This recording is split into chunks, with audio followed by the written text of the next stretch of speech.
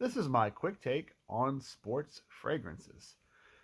So I did a longer form video on this subject, but I know some people don't want to watch long episodes, and therefore I'm doing this quick version.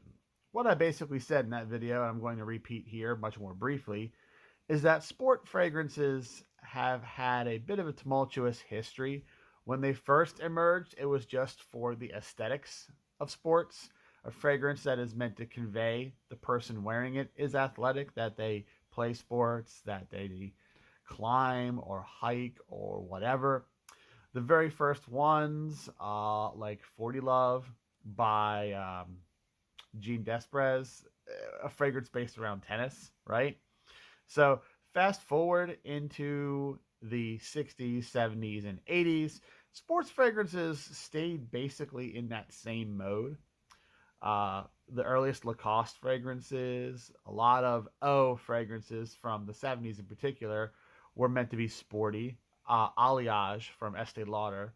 And these were sharp, bright, fresh fragrances that were meant to be a bit more functional under that sporty usage. When you are working out, whether it's lifting weights or you're running a mile or you're hiking somewhere, playing a sport, your body temperature elevates, and that's why you sweat.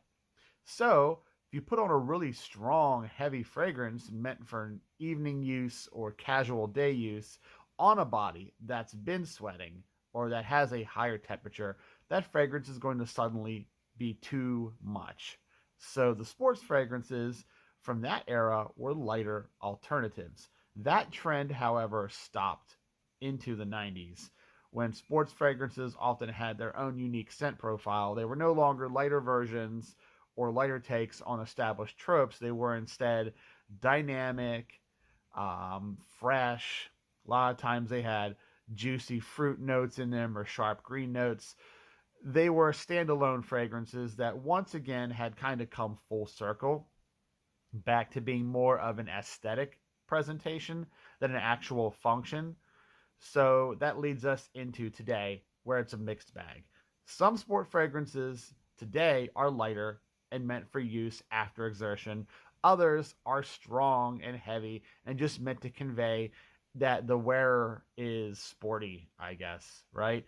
So you just wear perfume because you like the way it smells.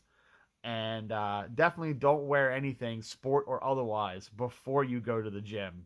Because you're going to gas everyone else around you, and no one's going to appreciate that. Just deodorant, soap, and all that is fine. Save the fragrance for afterwards.